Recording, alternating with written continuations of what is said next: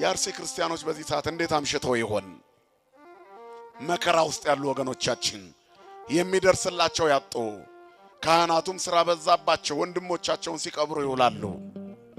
በየቀኑ የሬሳ ድርድር ቲክቶክ ላይ ዩቲዩብ ላይ ማየት ለምደነዋል። እግዚአብሔር በመቅደሱ ላይ ፊቱን ያብራ።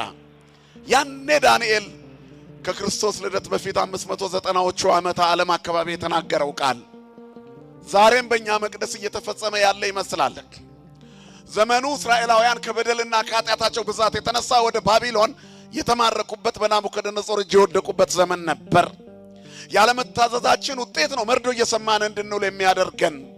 ትልቁ መልእክት ይትክበሩ ቤተ አቡየ ቤተ መስያት ነው።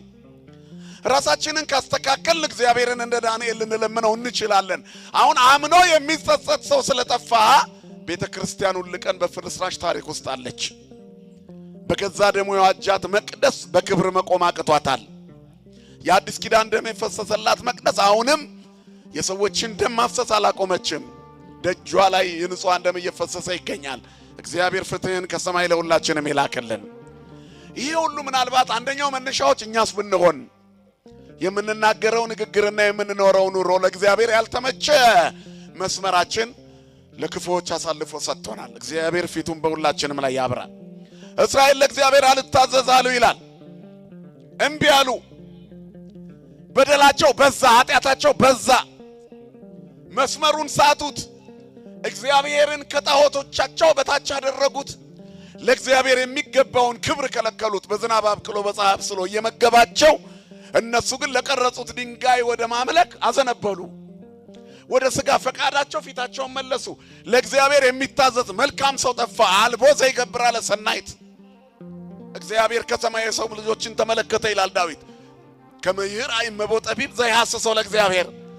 አምላኩን የሚፈልግ በጎ ሰው መልካም ሰው አጣ። ይፈልግ ዘንድ ፈለገ፣ ግን ኩሉ አረየው ህቡር አለ።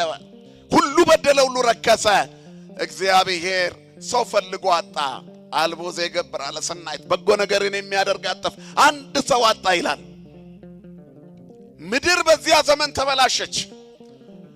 ስለዚህ ምርኮ ደረሰባቸው። እስራኤል አትፈርስም ብለው ከነ ኃጢአታቸው ይኖሩ ነበር። የቃል ኪዳን ሀገር ናት ብለው በደላቸው ግን የቃል ኪዳኗን ሀገር የደም ሀገር አደረጋት፣ የዝሙት ሀገር አደረጋት፣ የዘረኞች ሀገር አደረጋት፣ የተንኮልና የክፋት የጎጥ ሀገር አደረጋት።